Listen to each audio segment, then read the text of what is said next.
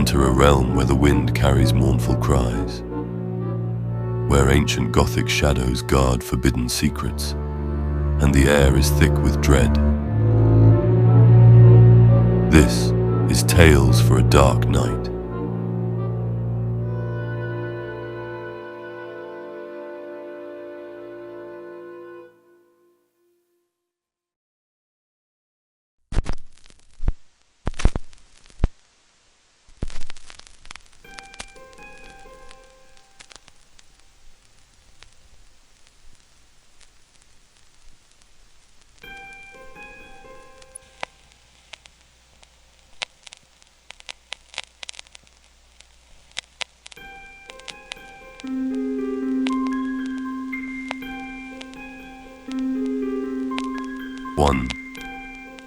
The Forgotten Heirloom.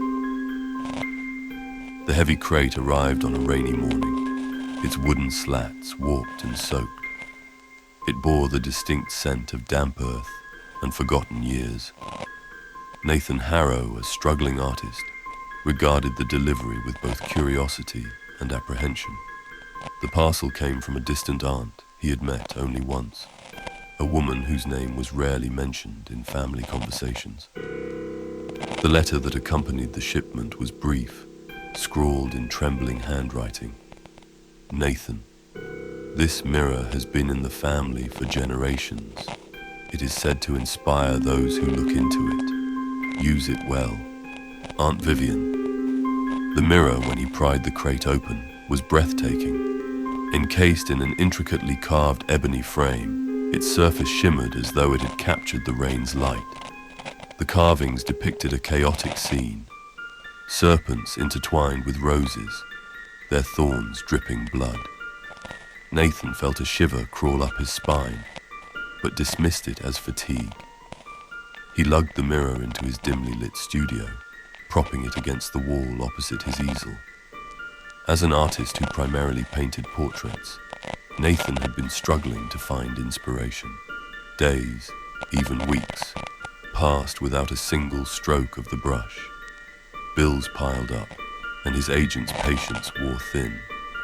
But as he gazed into the mirror, an idea blossomed. That evening he began sketching. His hand moved with an uncharacteristic fluidity, as though guided by an unseen force.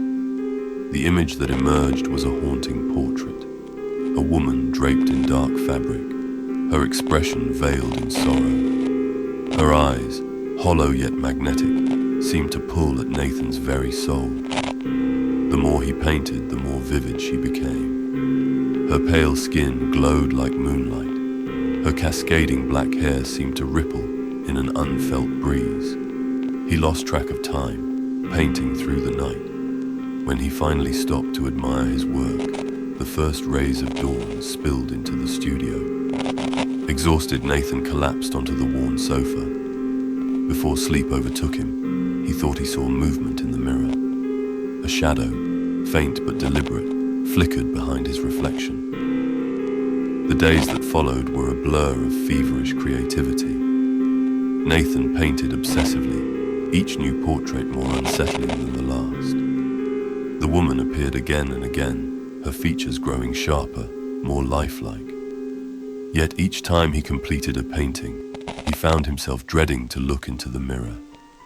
It started with small things. Shadows that lingered a moment too long. The sensation of being watched. Once, while mixing paints, he felt a cold breath against his neck. Whirling around, he found nothing but the mirror, its surface gleaming innocently. As the weeks passed, his health began to deteriorate. His skin grew pale, his eyes sunken. He avoided his friends, his agent, even the sunlight. The mirror became his sole companion, its presence both comforting and oppressive. One stormy night, unable to sleep, Nathan sat before the mirror, staring into its depths. Rain lashed against the windows, and thunder growled in the distance. The woman's face appeared again, but this time, it wasn't on the canvas. It was in the mirror. "Nathan," she whispered. He recoiled, nearly toppling his chair. Who are you? You know me, she said, her voice like wind through dead leaves. You've brought me to life. I painted you, he stammered. You're not real. Her lips curled into a smile, but her eyes betrayed no warmth. Am I not? Nathan's reflection began to change. The woman stepped forward, her form overlapping his. Her hand reached out, pressing against the glass. Nathan could feel the cold emanating from it, an icy grip that seized his chest. You must finish, she urged. One more portrait, then you will truly see. Compelled by a force he couldn't resist, Nathan began to paint once more. This time, the strokes came faster, more desperate. The woman's likeness appeared with frightening clarity, her eyes brimming with a dark allure. As he worked, the room seemed to darken, the shadows pooling around him like ink. When the final stroke was complete, the storm outside ceased abruptly. The silence was deafening. Nathan turned to the mirror, dreading what he might see. She was no longer a reflection. The woman stood before him, her figure emerging from the glass as though stepping through a doorway. Her beauty was otherworldly, her presence suffocating. You've freed me, she said, her voice now rich and commanding. Nathan backed away, his heart hammering in his chest. What are you? A memory, she replied. A curse, a muse. Before he could react, she raised a hand, and the world tilted. Nathan's body was discovered weeks later, slumped over his easel. His friends and neighbors speculated about his death. Starvation, exhaustion, perhaps even madness. But no one could explain the final painting that adorned his studio. It was a self-portrait, unnervingly lifelike. Nathan's eyes stared out from the canvas, wide with terror, as though he was screaming from within. And the mirror, it had vanished.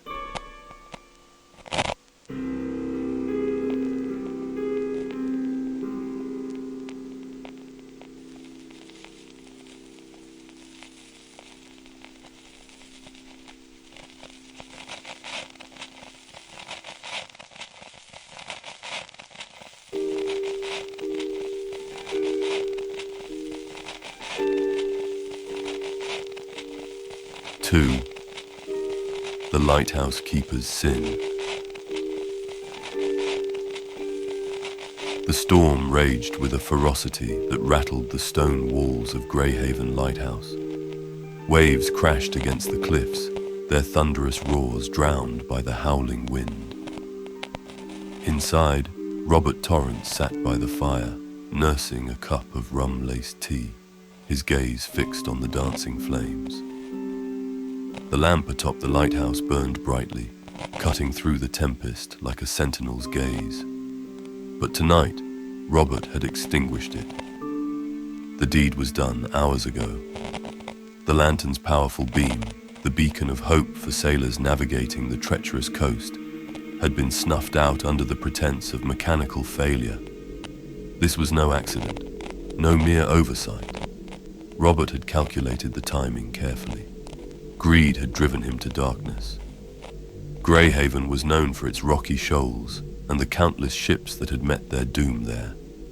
Robert, a solitary man burdened by years of isolation, had discovered that wreckage often carried treasures.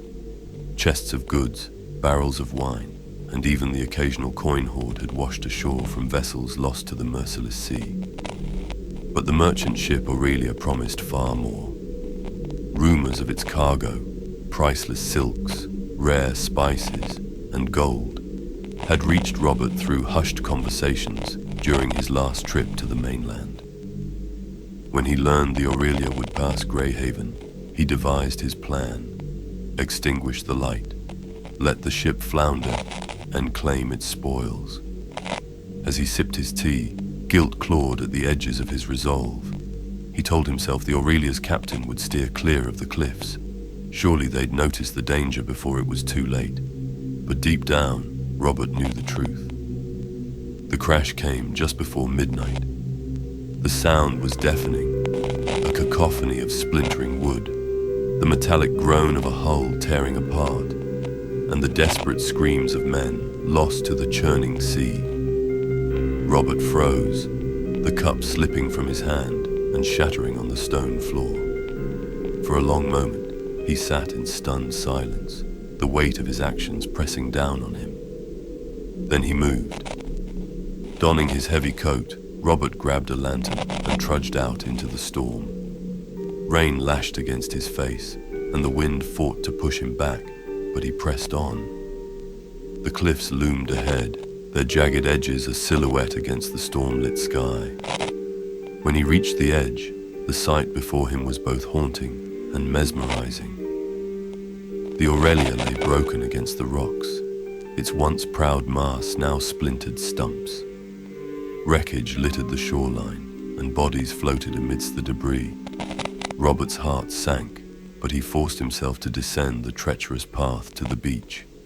He combed the shore for hours, dragging crates and barrels above the tide line. He avoided looking too closely at the faces of the dead, their expressions frozen in terror. The storm finally began to wane as dawn approached, painting the horizon with muted hues of grey and gold. Exhausted, Robert slumped against a large rock, his breath coming in ragged gasps. That's when he heard it. A voice, faint and mournful, carried on the wind. "Why?" Robert sat bolt upright, his blood running cold. He scanned the beach, his lantern casting flickering shadows across the wreckage. At first, he saw nothing. But then, amidst the debris, a figure emerged. It was a man, his clothes tattered and soaked. His face was pale, his eyes sunken. He staggered toward Robert, one hand clutching his side. "You," the man rasped, his voice like gravel. "The light." His voice trembled. "It wasn't there." "Why?" Robert's mind raced. Could this man know the truth? No, it was impossible. "The storm," he stammered. "It must have extinguished it. I tried to fix it, but..." The man collapsed before Robert could finish. Relief flooded him. The survivor was unconscious. He dragged the man to the lighthouse, laying him on a cot and tending to his wounds. As he worked, Robert told himself he could still atone. He would save this man. Perhaps then his sins would be forgiven. But the survivor didn't wake. The next night, as the wind picked up once more, Robert sat by the cot, the man's shallow breaths the only sound. He couldn't shake the feeling of being watched. Shadows seemed to move in the corners of the room, and the air grew heavy with an oppressive weight. When the clock struck midnight, the man opened his eyes. They were black. "You've doomed us all," the man said, his voice echoing with a chilling resonance. Robert stumbled back, his heart pounding. "What are you?" "The sea claims its own," the man continued, rising from the cot with unnatural grace. "But you brought this upon yourself." The room grew colder as the man advanced. Robert tried to flee, but the door slammed shut, and the windows darkened as though the storm itself had swallowed the light. The next morning, Greyhaven Lighthouse stood silent. The keeper was never seen again. The villagers whispered about the ghostly glow that now emanated from the lighthouse on stormy nights. Ships passing the cliffs reported seeing a figure in the tower, his silhouette framed by an eerie, unearthly light. They say the lighthouse burns brighter now, but its beam is not a guide. It's a warning, a curse born of greed and guilt. And on the windiest nights, if you stand close enough, you can hear the cries of the damned mingling with the roar of the sea.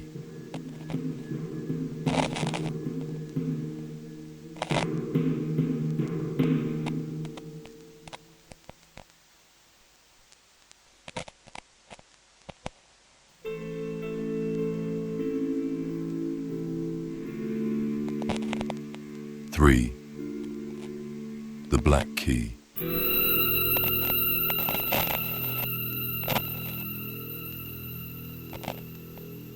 The first time Emma found the key, she thought it was a prank.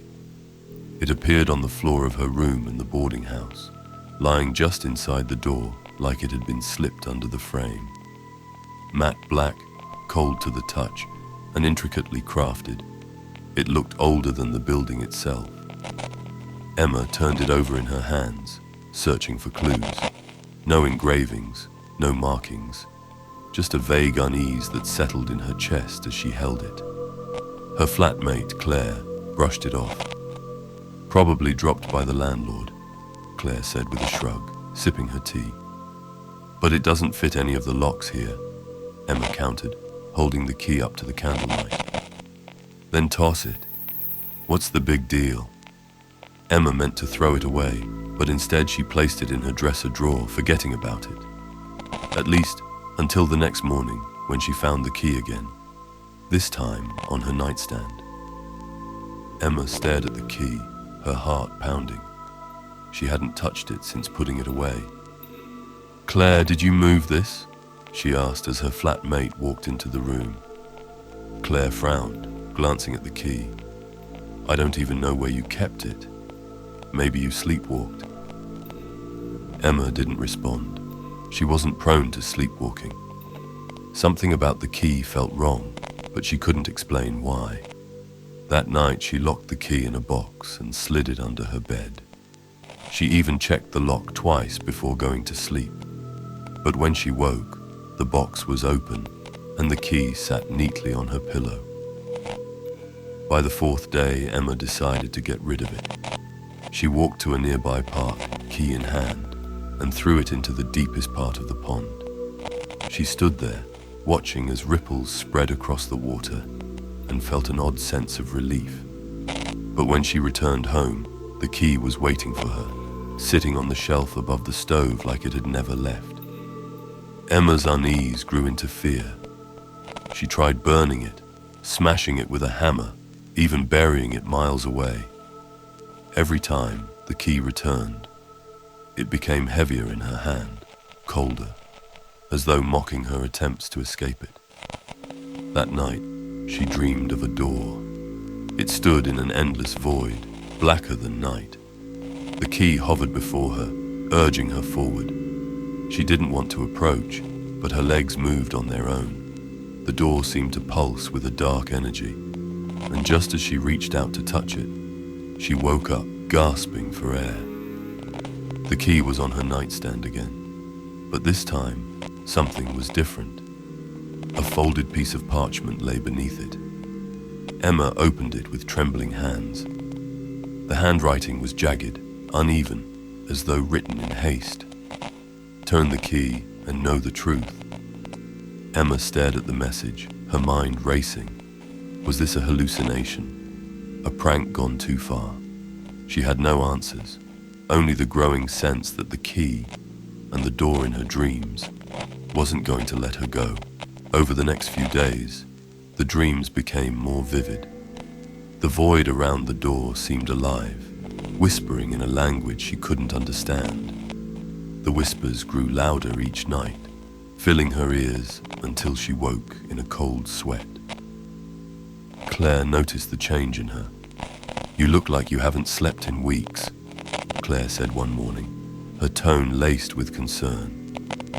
"Is it that stupid key? Maybe you should talk to someone." "It's not a stupid key," Emma snapped, surprising herself. I can't explain it, but it's not normal. It's doing something to me." Claire's concern deepened, but Emma couldn't bring herself to say more. How could she explain that the key was invading her mind, pulling her towards something she couldn't resist? On the seventh night, Emma made a decision. She packed a bag and called for a hansom cab and had it drive without a destination in mind. The key was in her pocket, its weight a constant reminder of the choice she had to make. As they drove, her surroundings grew unfamiliar. The street lamps flickered, the trees seemed taller, and the air grew colder. She called orders out to the driver, giving him directions without any real idea of where they were going. Eventually, they arrived at a derelict building in the middle of nowhere. It loomed against the night sky, its windows shattered and walls covered in creeping vines. Emma didn't recognize it, but she knew, deep in her bones, that this was where the key wanted her to go. She hesitated for a moment before stepping out of the carriage and considered telling the driver to turn around and take her home, but the lure of this place was too much to ignore. She paid the driver and watched with some regret as he rode off into the night, back the way they came. The building's door was massive, carved with intricate patterns that mirrored the designs on the key. Her hands trembled as she approached. The whispers in her head were deafening now, urging her forward. With a deep breath, Emma inserted the key into the lock. It turned smoothly, as though it had always belonged there. The door creaked open, revealing darkness. The air inside was suffocating, thick with an unnatural stillness. Emma stepped through and was engulfed by the void of this place. What little light streamed in through the open door revealed very little to Emma, though it was enough for her to make out the shapes of candelabras set upon a mantel above an ancient fireplace. There was a single candle inside, melted almost completely away. Beside it she found a box of matches. She struck a match and lit the candle. Its flickering light barely pierced the gloom. The floor beneath her creaked, and the walls seemed to close in the further she walked. Then she saw it. At the center of the room stood another door, identical to the one in her dreams. The void around it pulsed, alive with a malevolent energy. A cacophony of whispers slithered out of the darkness and drummed in her ears. "The door," they said in a hushed melody. "Go to the door." Emma tried to resist the urge to walk deeper into the room, closer to the door. But her will was weak, and she soon found herself inching closer to it. The whispers grew louder, their words forming a single, chilling phrase. "Open it." Emma hesitated. Every instinct screamed at her to run, but she couldn't. The key was in her hand again, though she didn't remember taking it from the first door. "Turn the key and know the truth," she whispered to herself, repeating the words from the note. She inserted the key. The door swung open, revealing a world of shadows.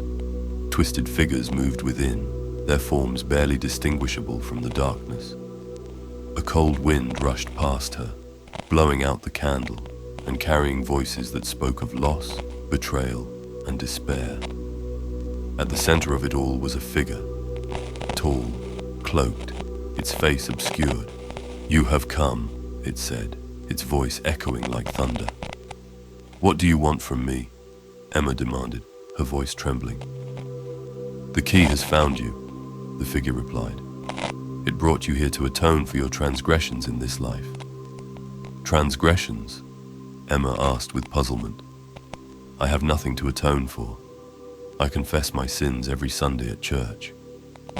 "Not all," it rasped. "There are those you keep buried deep in the dark recesses of your mind, the ones no father confessor can forgive. The key knows your sins. It is drawn to those with black hearts and evil thoughts, and brings them to me for their final judgment.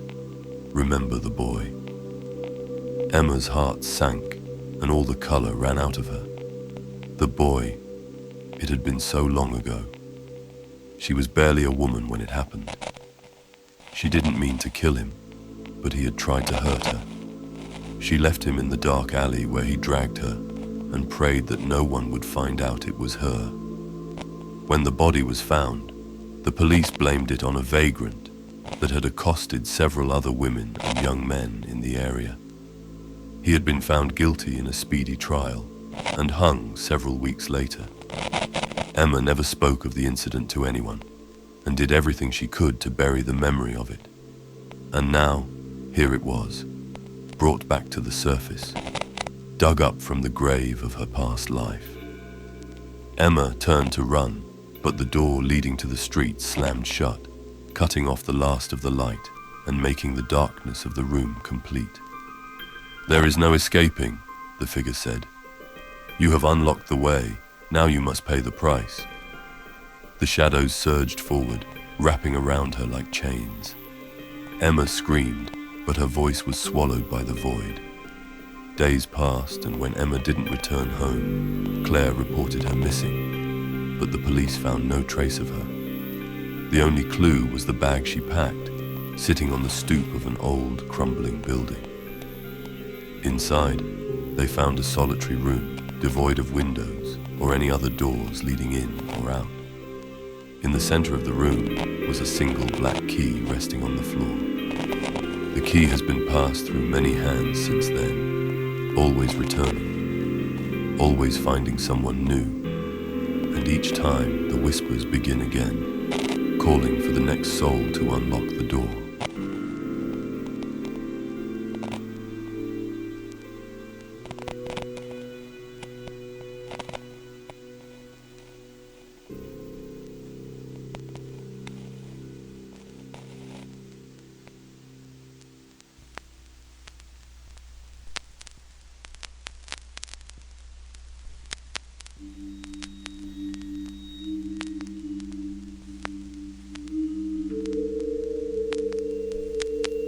Four.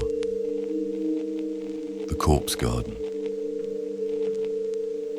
The carriage wheels clattered noisily against the cobblestone streets of Ravenshollow, a mist-shrouded village nestled in the shadow of the Dartmoor hills. Evelyn Whittaker, a grieving widow with a pale complexion and hollowed eyes, clutched a worn satchel tightly to her chest. Within it lay her late husband Thomas's diary, a collection of his botanical research that had led to his untimely death. Thomas had been a respected horticulturist, obsessed with creating a strain of flowers so unique they could restore life to barren soil. His experiments had consumed him, pulling the couple away from London to the isolation of Ravenshollow, where a sprawling, walled garden had become both his sanctuary and his tomb. Evelyn's return to the garden was not by choice, but by duty. With her husband buried beneath the yew tree at its center, she felt tethered to the cursed place, compelled to ensure no one else would succumb to its malevolence.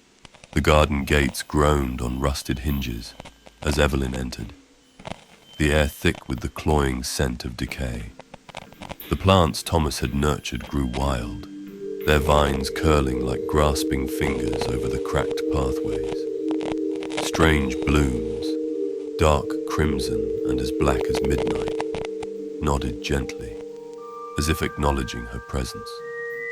She paused by the yew tree, its ancient trunk split by lightning years ago, creating a hollow that Thomas had often used to store his tools. It was here that his body had been found, his skin pale and his eyes glassy, as though the life had been drawn from him. Evelyn set the satchel on the ground and opened the diary, its pages brittle from constant handling. The final entries were a jumble of fevered scrawlings. The blooms respond to blood, to death itself. They thrive on it, grow stronger with each sacrifice. But they whisper now. They demand more. I fear I've awakened something that should have remained buried. A chill ran through her. She had dismissed his writings as the ravings of a man driven mad by grief and obsession. Now, standing in the oppressive silence of the garden, she wasn't so certain. Evelyn spent the next few days clearing the garden, determined to destroy Thomas's creations. The villagers whispered about her efforts, warning her to leave the place to nature. "It's cursed ground," one old woman hissed. "You'll join him in the soil if you're not careful." But Evelyn pressed on. Armed with pruning shears and a small spade, she hacked at the tangled vines and uprooted the strange blooms. Yet no matter how many she destroyed, more seemed to sprout overnight. Their roots ran deep, tangled and knotted like veins through the earth. One night, as she worked by lantern light, she uncovered something peculiar. a patch of soil unnaturally warm to the touch. Digging further, her spade struck wood. A coffin. Evelyn gasped, recognizing it as one of the unmarked graves from the nearby paupers' cemetery. The realization hit her like a blow. The garden was feeding on the dead, its roots spreading far beyond the walled confines. That night, Evelyn dreamed of the garden.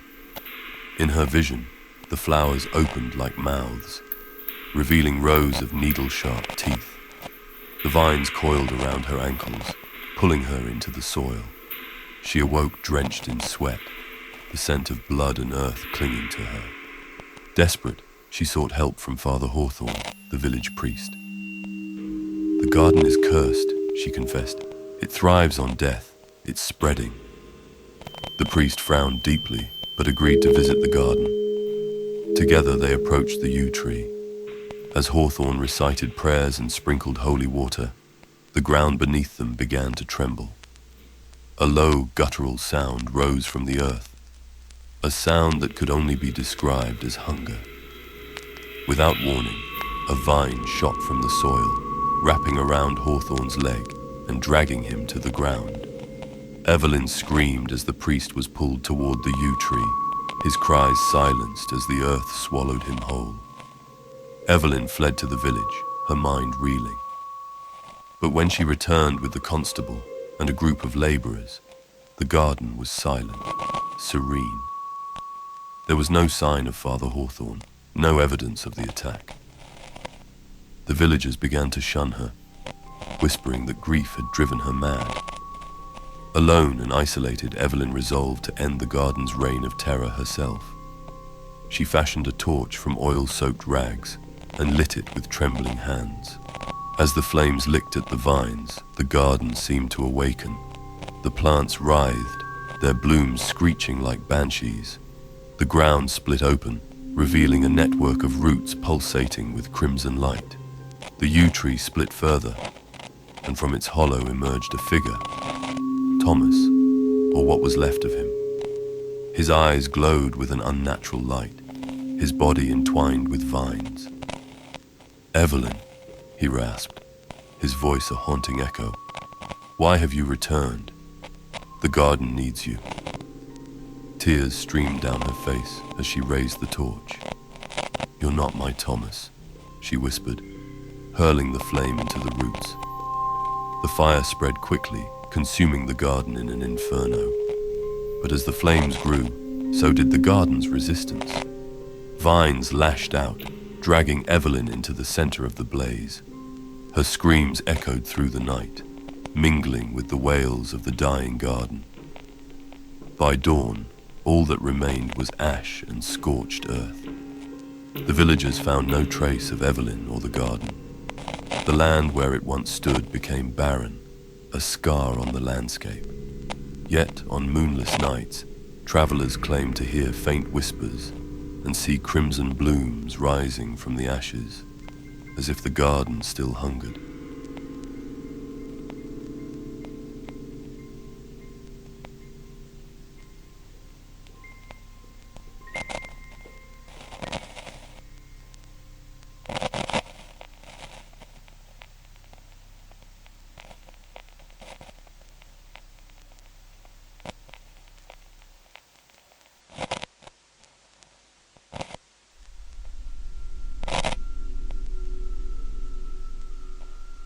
Five. The Blood Tapestry. The rain fell in a relentless curtain as Anne Montague arrived at the small antique shop nestled in the heart of the bustling Victorian city. The shop, its windows fogged and its sign creaking in the wind, seemed forgotten by time. Anne had stumbled upon it while wandering aimlessly through cobblestone streets, her spirits weighed down by recent misfortunes. She pushed the heavy door open, a bell tinkling softly as she stepped inside. The shop's interior was a labyrinth of relics and curiosities.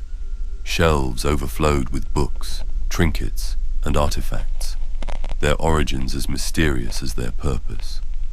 Gaslight flickered on the walls, casting shadows that danced like spectres. But one object caught her eye, an ornate tapestry frame tucked into a corner, its dark oak frame gleaming under a thin layer of dust. Intricate carvings of vines and haunting faces adorned its edges, and its threads shimmered faintly in the dim light.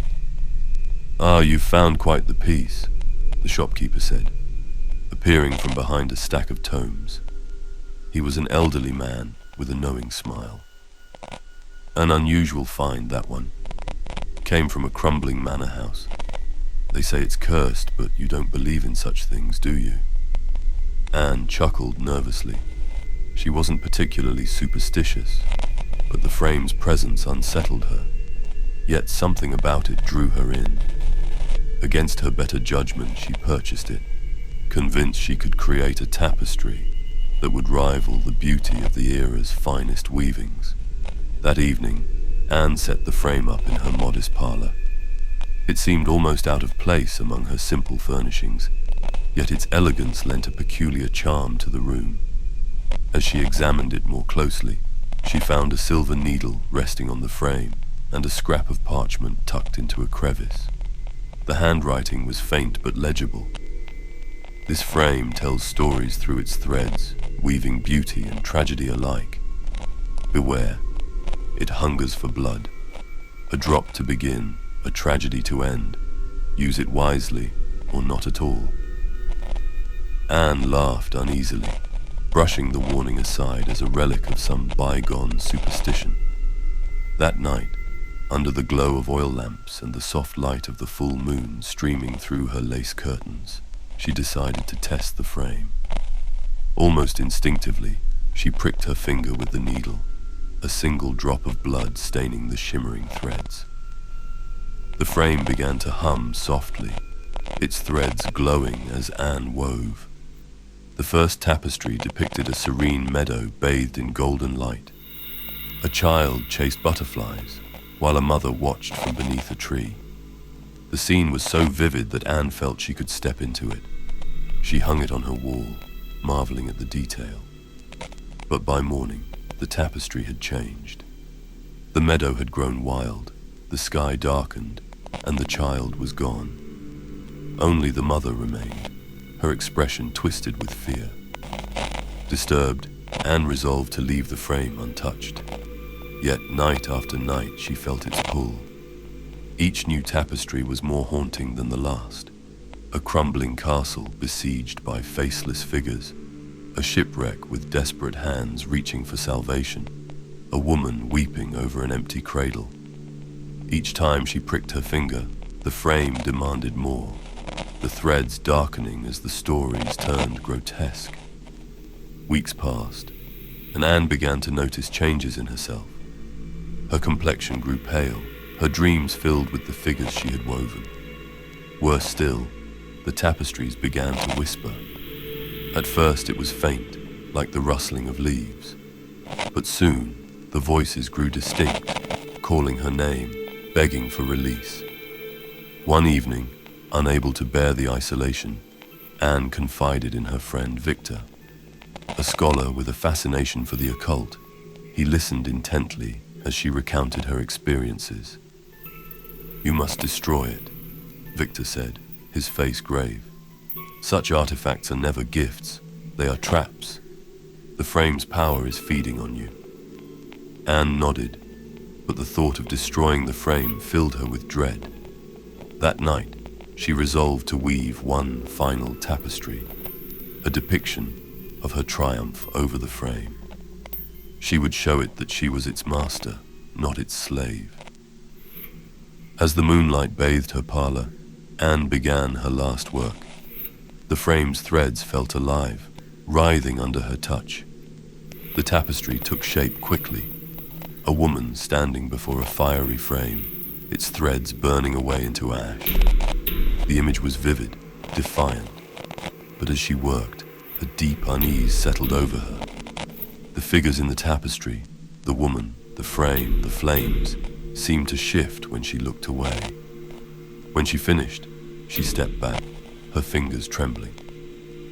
The tapestry hung lifeless for a moment, before its colors began to swirl, the threads unweaving and reweaving into a new image. The woman was no longer triumphant but trapped, the flames consuming her while the frame stood unscathed. A sharp pain lanced through Anne's hand. She looked down to see her palm sliced open, blood dripping onto the frame's edge. The machine whirred to life, its threads glowing with a malevolent light. A single strand of thread seemed to dance on a phantom wind and wrapped itself around Anne's hand. She tried to pull away, but the thread was sharp, and it cut into her flesh, drawing more blood.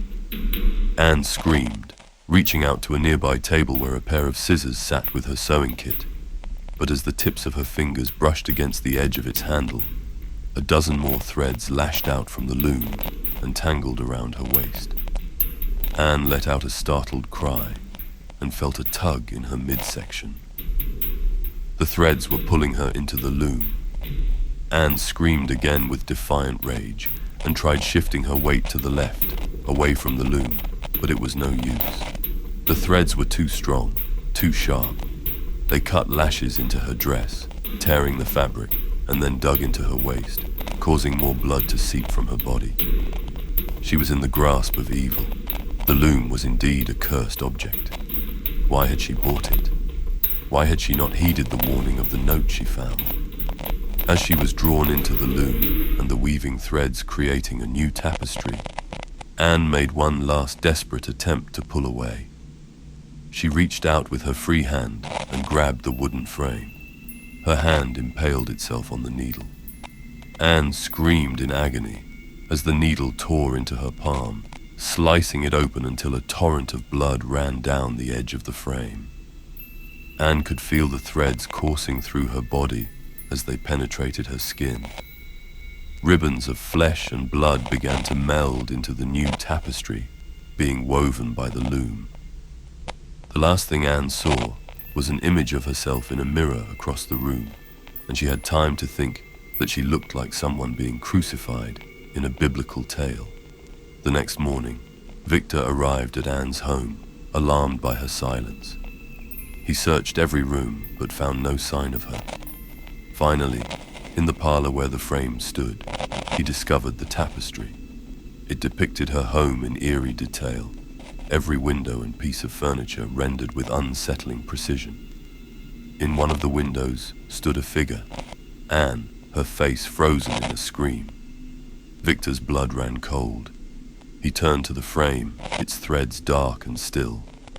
As he approached, the faint hum began again, and the threads shimmered invitingly. Against his will, his hand reached for the silver needle.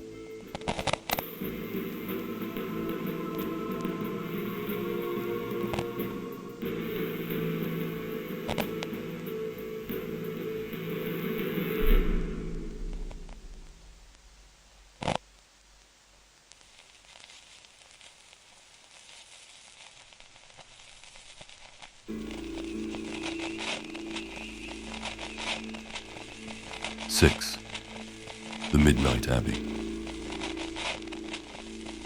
The abbey stood like a sentinel over the moors, its jagged spires cutting through the grey haze of perpetual fog.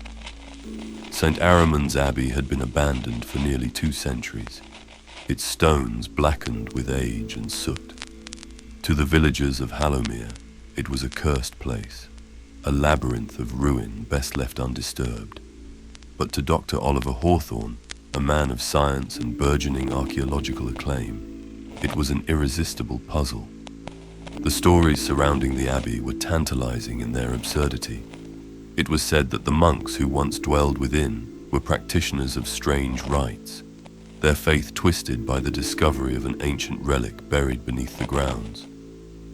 On certain nights, the bell of the abbey tolled despite its shattered tower, and figures were said to move in the shadows of its broken cloisters. Oliver scoffed at such tales.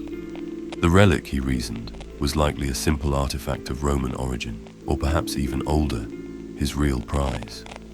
With the help of his assistant, Henry Bellamy, a young and eager scholar, Oliver planned a thorough excavation of the abbey grounds. The pair arrived on a cold October morning. their wagon laden with tools and provisions.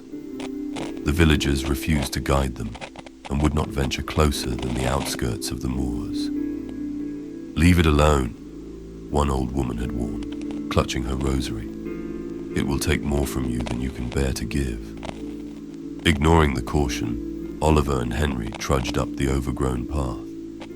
The abbey loomed larger with every step, its arched windows dark and hollow. The air was heavy with the scent of damp stone and decay. Inside, the nave was choked with debris, the remnants of a fallen ceiling scattered across the floor. A strange silence pervaded, broken only by the occasional call of a raven perched high in the rafters. Oliver set to work immediately, his lantern casting flickering shadows as he examined the carvings on the walls. "These are unusual," he remarked, tracing his fingers over a frieze. The stone relief depicted hooded figures bowing before a vast coiled serpent, its eyes set with deep sockets that might have once held jewels. "This isn't Christian iconography. It's older, pagan perhaps." Henry shivered despite himself. "It's unsettling. Look at the serpent's fangs. They seem almost human." Oliver dismissed the observation with a wave. "Superstition has no place here, Henry. Focus on the task at hand." After 2 days of searching, they found it. A trapdoor hidden beneath the flagstones of the choir.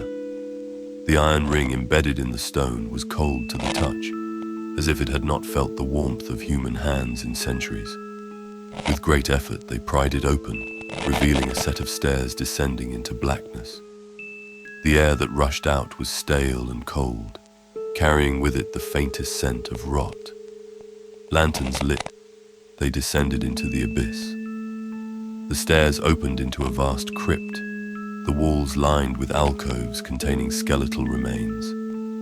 At the center of the room stood an altar, its surface inscribed with strange symbols that seemed to shimmer in the lantern light. On the altar lay a reliquary, its lid ajar. Within was a small blackened object that resembled a fang, curved and sharp. The sight of it filled Oliver with a strange unease, but his curiosity overrode his trepidation. "This must be it," he murmured, reaching for the object. As his fingers brushed it, a sharp jolt of pain shot through his hand. He yanked it back to find a small cut on his palm, blood welling up. "Sir, perhaps we should leave it," Henry said, his voice tight. "Nonsense," Oliver snapped. "It's just a trinket. Help me document this." That night, the two men camped in the abbey, unwilling to risk the treacherous moors after dark. The wind howled through the broken windows, carrying with it a mournful sound that might have been the call of a distant animal, or something else. Oliver sat by the lantern, examining the reliquary. His fingers tingled where they had touched the fang, and his thoughts felt clouded, as though he were on the edge of sleep but unable to fall into it. Henry was restless. The oppressive atmosphere of the abbey weighed heavily on him, and he could not shake the feeling that they were being watched. He stood and paced the nave, his lantern casting long shadows across the crumbling walls. A sound stopped him cold, the unmistakable scrape of stone against stone. He turned, his heart pounding. From the crypt entrance, a figure emerged. It was shrouded in shadow, its form indistinct, but its eyes gleamed like coals in the dark. "Oliver," Henry shouted, but his voice seemed swallowed by the vastness of the abbey. The figure moved toward him with an unnatural gait, its limbs bending in ways that defied anatomy. Henry stumbled backward, his lantern shattering as it hit the ground. Oliver awoke to find the abbey silent. Henry was gone, his belongings untouched. Panic rose in his chest as he searched the ruins, calling his assistant's name. Descending into the crypt, he found the reliquary smashed and the fang gone. The altar was stained with blood, though no body lay near it. A low, guttural growl echoed from the shadows. and Oliver turned to see the same glowing eyes that Henry had seen the night before. The creature emerged fully into the lantern light. It was monstrous, its body a grotesque amalgamation of human and serpent. Its mouth opened to reveal fangs glistening with venom. Oliver backed away, his mind racing. The stories were true, he realized. The monks had not worshipped the serpent. They had been consumed by it. The relic was no artifact, but a fragment of the beast, and now it was awake. The creature lunged, its fangs sinking into Oliver's neck. He screamed as pain erupted through his body, his veins burning as if filled with fire. The last thing he saw before his vision blurred was the serpent's maw closing around him. Days later, villagers discovered the wagon abandoned at the abbey's edge. The tools and provisions were untouched, but neither man was ever found. When the wind swept through the ruins, it carried with it a new sound, a deep, guttural growl that seemed to echo from the crypt below.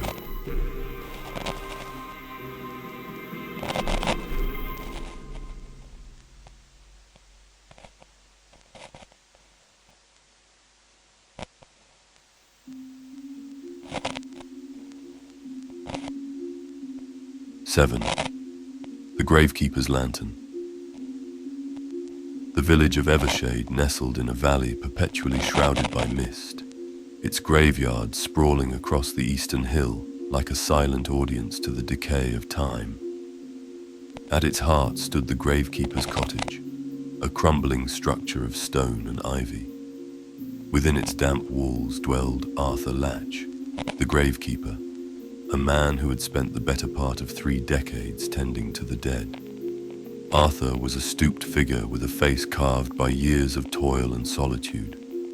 His companions were the ravens that roosted in the skeletal trees and the ancient lantern that guided his nightly rounds. The lantern was an heirloom passed down through generations of gravekeepers, its glass etched with strange symbols that caught the light in eerie patterns.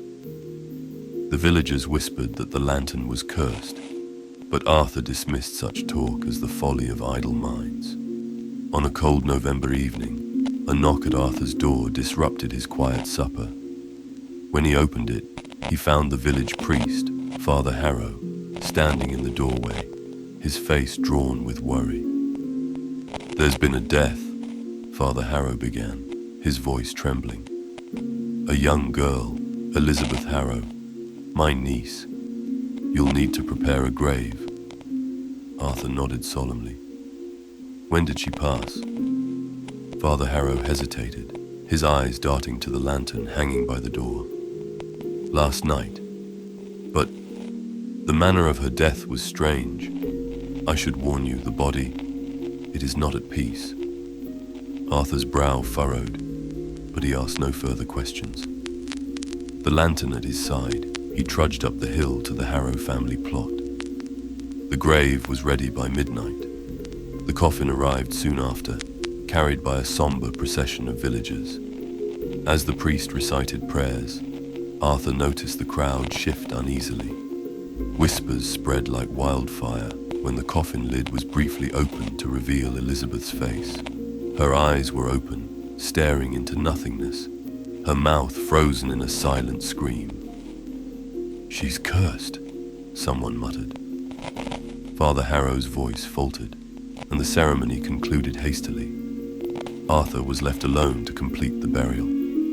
As he shoveled earth over the coffin, his lantern flickered. The graveyard grew unnaturally quiet, the usual nocturnal sounds of owls and crickets swallowed by the stillness. Arthur tried to dismiss the sensation of being watched, but his unease deepened when he saw faint footprints in the fresh earth, a child's footprints leading away from the grave. That night, the first disturbance occurred. Arthur was awoken by the sound of scratching at his door. Lighting his lantern, he ventured out into the fog. The graveyard stretched before him, the gravestones casting long, distorted shadows.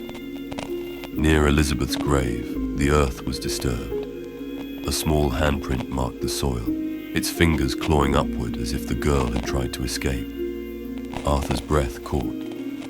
He scanned the area, the lantern's light cutting through the gloom, but found no other signs of movement. He repaired the grave and returned to his cottage, but sleep eluded him. The following nights brought escalating horrors. Arthur began to hear a child's laughter echoing among the gravestones. The lantern's light grew dimmer each time he ventured out, the etchings on its glass seeming to shift and writhe like living things. One night, Arthur awoke to find the lantern glowing of its own accord. The symbols projected ghostly patterns onto the walls of his cottage, twisting into shapes that resembled faces, anguished, screaming faces. "Help us," a voice whispered, low and raspy. Arthur staggered backward, clutching his chest. He recognized the voice. It was Elizabeth. Unable to endure the torment, Arthur sought Father Harrow's counsel. The priest listened gravely as Arthur recounted the disturbances. "The lantern," Father Harrow said at last. "It is said to hold a fragment of the veil, the boundary between this world and the next. If its light has awakened Elizabeth, it may have drawn something else as well. You must extinguish it." Arthur balked. The lantern was his only protection in the graveyard's darkness, yet the horrors grew more unbearable each night, forcing his hand. On the 7th night, Arthur resolved to end the nightmare. He carried the lantern to Elizabeth's grave, where the soil churned as if something struggled to emerge. As he approached, a figure rose from the earth, a gaunt, decayed mockery of the girl Elizabeth had been. Her eyes burned with malevolent light, her mouth twisted in a snarl. "You should not have buried me," she hissed, her voice layered with others. "Now I am free." Arthur's trembling hands lifted the lantern. Its light blazed brighter than ever, casting Elizabeth's shadow against the graveyard's stones. The girl shrieked and lunged, but Arthur smashed the lantern to the ground. The glass shattered, releasing a blinding flash of light. For a moment, all was silent. Then came the screams. Arthur's cries echoed through the valley as the figures from the lantern, the anguished souls it had trapped, burst forth. They swirled around him, tearing at his flesh and dragging him into the grave. Elizabeth vanished into the night, her laughter fading into the wind. When dawn broke, the villagers found the graveyard in ruins. Elizabeth's grave was empty, the soil clawed away. Near the shattered remains of the lantern lay Arthur's body, twisted and broken, his face locked in a final expression of terror. The villagers fled Evershade, leaving the graveyard to its haunting silence. Travelers who ventured too close claimed to see a lantern's light flickering among the gravestones, its glow casting shadows of tormented faces onto the mist.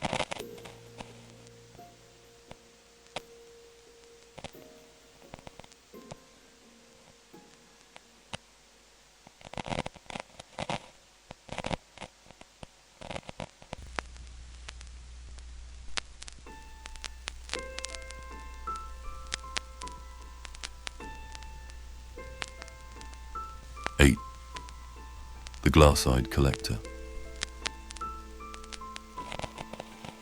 The narrow streets of Whitcomb slumbered under a heavy fog, gas lamps casting ghostly halos in the gloom. Clara Hollingsworth, a young seamstress with a reputation for her delicate embroidery, hurried through the murk with a bundle of fabric tucked under her arm. She had stayed too long at Lady Whitcomb's estate, ensuring her latest gown was to the noblewoman's liking. Now she braved the mist, eager to return home. As she passed an alleyway, a faint glimmer caught her eye. She paused, peering into the darkness. A small glass orb rested in the gutter, reflecting the weak lamplight. Clara bent to pick it up, realizing it was an exquisite glass eye, perfectly crafted, with an iris of an unnervingly vivid green. She turned it over in her hand, intrigued and repelled in equal measure. Who had lost such an object? And why did it feel as though it was watching her? Shaking off the unease, Clara slipped it into her pocket and hurried home. Clara's modest flat above the tailor's shop was a haven of warmth and order. She set the glass eye on her work table and began her nightly routine, but she couldn't shake the feeling of being observed. The eye seemed to glint unnaturally in the candlelight, its eerie vibrancy unnerving her. As she readied for bed, Clara's thoughts turned to her neighbor, Mr. Levington. A reclusive man of middle age, he occupied the flat next door and was known for his peculiar habits. He rarely ventured out during the day, his curtains perpetually drawn. Rumors whispered that he was an inventor or an artist of grotesque curiosities. Clara resolved to ask him about the glass eye in the morning, hoping to rid herself of the object. But her sleep was restless, plagued by dreams of unblinking green irises and shadowed figures whispering in a language she didn't understand. The next day, Clara knocked on Mr. Levington's door. After a long pause, it creaked open. He stood there, tall and gaunt, his face pallid as if he rarely saw the sun. "Miss Hollingsworth," he said, his voice smooth yet cold. "To what do I owe this visit?" Clara hesitated, suddenly aware of the damp chill emanating from his flat. "I found something last night," she began, pulling the glass eye from her pocket. "I thought you might know." Levington's reaction was instant and unsettling. His pale hand shot out, snatching the eye from her grasp. For a moment, his face was alight with an emotion she couldn't name. Was it relief or something darker? "Where did you find this?" he demanded, his tone sharp. "In the alley near Thornbridge Street," Clara stammered. "I thought it might belong to someone." Levington's thin lips curled into a smile that didn't reach his eyes. "You've done well to bring it to me. Such craftsmanship must not be lost." Without another word, he shut the door in her face. The encounter left Clara deeply unsettled. Over the following nights, strange occurrences began. She awoke to the sound of faint tapping at her window, though she lived on the second floor. Shadows moved in the corners of her flat, disappearing when she turned to look. And always, she felt the sensation of being watched. Unable to bear it, she decided to confront Levington again. But when she knocked, there was no answer. The door was ajar, and against her better judgment, Clara stepped inside. Levington's flat was a macabre museum. Glass eyes of every color and size were displayed in cases, mounted on walls, and arranged in intricate patterns on the floor. Some were milky and clouded, while others shone with unnatural clarity. At the center of the room stood a work table, cluttered with tools and jars of strange liquids. Clara's gaze fell upon a glass dome containing an incomplete eye, its iris a familiar shade of green. Admiring my collection, Clara spun to find Levington standing in the doorway, his expression one of cold amusement. "What is all this?" Clara demanded, her voice trembling. Levington approached, his gaunt frame casting long shadows. "Art," he said simply. "Each eye is a masterpiece, crafted to capture the essence of its donor. But perfection is elusive. I'm always seeking the one eye that will complete my magnum opus." Clara backed away, her stomach churning. "Donor? What do you mean?" He smiled, and it was the smile of a predator. "You've seen them, haven't you? The watchers in the shadows, the tapping at your window. The eyes call to their own. And you, Miss Hollingsworth, possess such lovely ones." Realization struck, and Clara bolted for the door. But Levington was faster. His hand clamped over her wrist, his strength unnatural. She struggled, but his grip was iron. Clara awoke bound to a chair, her head throbbing. She was in Levington's workshop, the glass eyes surrounding her like a silent audience. "I regret the necessity of this," Levington said, selecting a scalpel from his array of tools. But your eyes, they are too perfect to remain mere flesh. Clara screamed and thrashed, but the bindings held firm. The last thing she saw was the glint of the scalpel descending. When the constable arrived days later, drawn by complaints of a foul odor, they found the flat abandoned. The eyes were gone, the cases smashed. In the middle of the room, on Levington's work table, was a single glass eye, a flawless recreation of Clara's, its iris shimmering with an unnatural light.